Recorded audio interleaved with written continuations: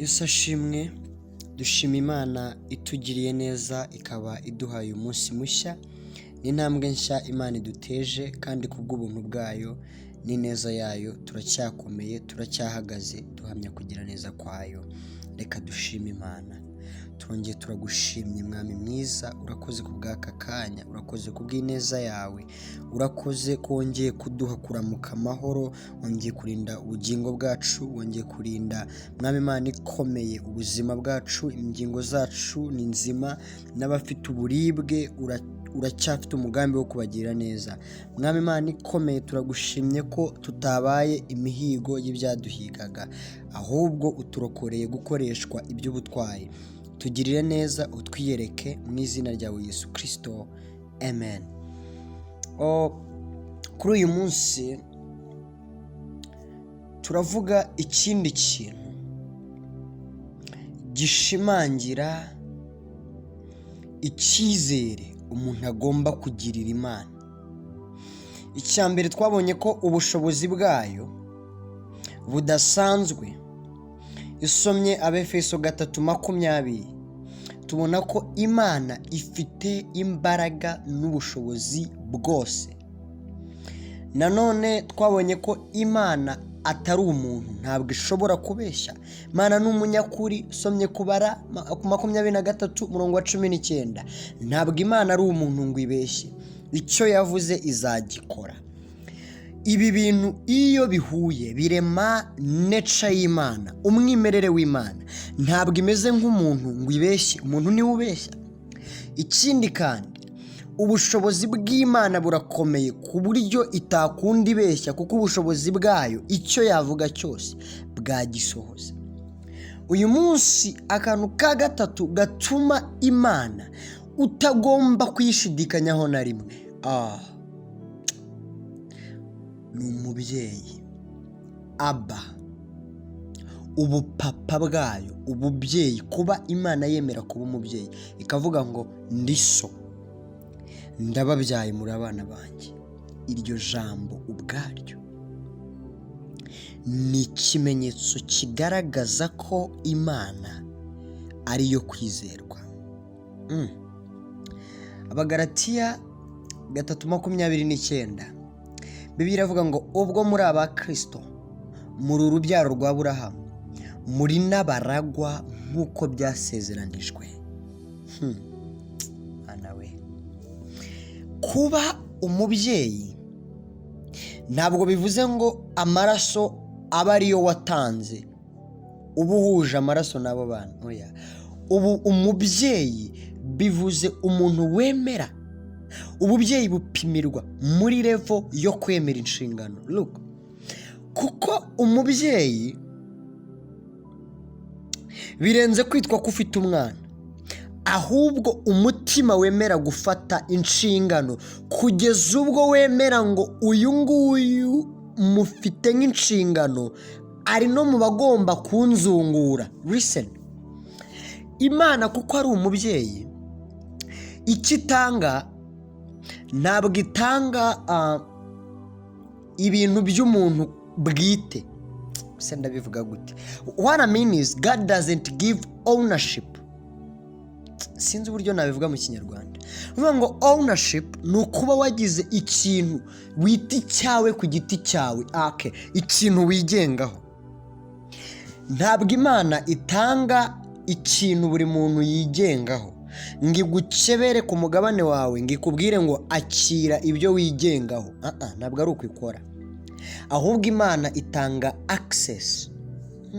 My God. Iyo usomye Bibiliya mu Itangiriro, icyo Imana yari yarahaye Adamu na Eva ntabwo ari ownership. Ntabwo yari yarabakebeye ngo ibahe umunani wabo babe bawufite bawutware. Oya, ahubwo yari yarabahaye access, yari yarabahaye uburenganzira. Icyo Imana itanga ntabwo ari cyo wigengaho, ahubwo iguha uburenganzira busesuye. Sinzi nimba ka wakumva. Kuba Imana ari so, ari umubyeyi wawe, iguhereza uburenganzira busesuye bwo kwitwa umuragwa mu bwami bwayo. mana we, iramutse igukeberaho ikakubwira ngo twara ahawe, yaba iguhaye byiteka ikagira ibyo iguhezaho. Ariko access ituma buri munsi, buri mugoroba, buri gitondo ucyemerewe gufata icyo ushaka mu bwami bw'Imana. Adamu na Eva bari bemerewe gufata buri rubuto rwose rwo mu ngobyi, kuko ntabwo yari yarababwiye ngo mutware akagabane kanyu. Oya, you have access. Iyo uri umwana mu bwami uba ufite uburenganzira busesuye kuri buri kintu cyose. Nyumva neza, umwana w'ikirara ikintu yakoze, yatse ownership, yatse umugabane we. Aragenda ajya kuwukoresha ibyo ashaka. Ariko Imana nk'umubyeyi muzima ntabwo igitanga umugabane uzajya kwigengaho, kuko dushingiye ku nkuru y'umwana w'ikirara, iyo uhawe umugabane wawe bwite hari igihe no kuwugenzura bikunanira, ukongera ugasubira hasi. Ariko Uwiteka kuko ari umubyeyi mwiza, atanga access. Nikibyerekana umwana w'ikirara agarutse mu rugo, ntabwo bongeye ngo bamuhe umugabane. Ise yarishimye. Cyari gitumye yishima nuko umwana we yari agarutse kwa accessinga availability y'ibintu byose. Nimba wibuka, mukuru we yararakaye, aramubwira ngo uwo mwana wawe amaze iminsi yaragiye kwaya ibyo wamuhaye, none njyewe wagumye mu rugo iyi minsi yose nta kintu mpaye. Umubyeyi ikintu yashaka kugaragaza, yashakaga kubwira uriya mwana we mukuru ati wowe wari ukiri muri access y'ubwiza bwanjye, wari ukibasha kubona uburenganzira busesuye bwa buri kintu cyose muri uru rugo. Ariko uyu nguyu tugiye kongera tumuhe karibu yo kwiyumvamo uburenganzira busesuye kuri buri kimwe cyose muri uru rugo. Imana kuba ari umubyeyi ihora itanga access ku bantu bayo mu bwami bwayo. Uri umwana wayo, buri kintu cyose uracyemerewe mu bwami bwayo. Ntabwo Imana itanga ownership, itanga access kuri buri kintu cyose mu bwami bwayo. Niyo mpamvu yitwa umubyeyi.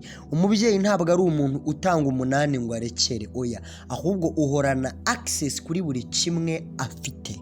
Iyo uwo mwimerere wo kuba Imana ari umubyeyi nawo ubwawo ni ikimenyetso kigaragaza ko bitayikundira ngo ibeshye. Ntabwo umubyeyi ushobora byose yabeshya. Imana niyo kwizerwa mu buzima bwawe. Yizere muri business yawe, yizere mu rugo rwawe, yizere mu muryango wawe, yizere mu hazaza hawe. Ayo maganya ufite yayikorera. Imana yizere, iracyari umubyeyi, iracyemera buri umwe wese, kuko ari umutunzi w'imbabazi kandi yuzuye kugira neza.